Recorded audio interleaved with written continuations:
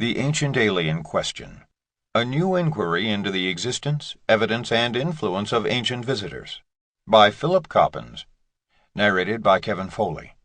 Copyright 2012 by Philip Coppens. This unabridged audiobook is published by arrangement with New Page Books, a division of Career Press, and was produced in the year 2011 by Tantor Media, Incorporated, which holds the copyright thereto. Forward by Eric von Daniken.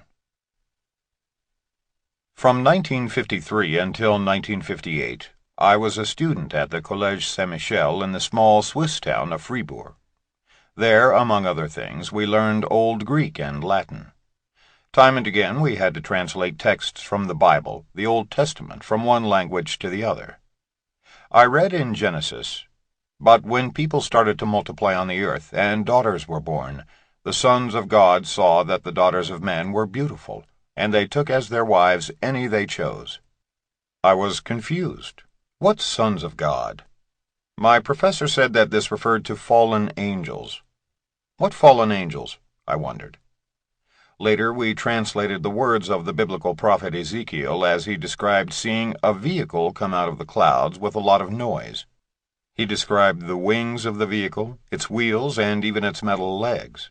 My professor believed that this referred to a vision, and that Ezekiel had described God in his chariot. Doubts gnawed my beliefs, and as a 17-year-old, I wanted to know whether other cultures in ancient times had similar descriptions to those of the Christian-Jewish tradition. So while my classmates were playing soccer, I sat in the university library and read, and read, and read. Soon I understood that many ancient human traditions contained similar reports to the stories in the Bible, only with other words and other heroes. Could one believe the texts? At that time I decided to take those texts that had been written in the first person as an eyewitness report to be true, and there were many. Again and again I encountered descriptions of gods who drove around in the clouds, of beings who came down to earth with smoke, fire, earthquakes, noise, and selected people who had the privilege of being taken to heaven by the gods. There these people experienced a training program. Even artificial insemination and changes in the genetic code were reported in the old books I read.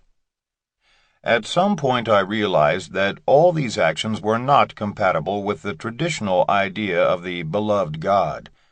But when I replaced the word God with the word extraterrestrial, everything suddenly made sense.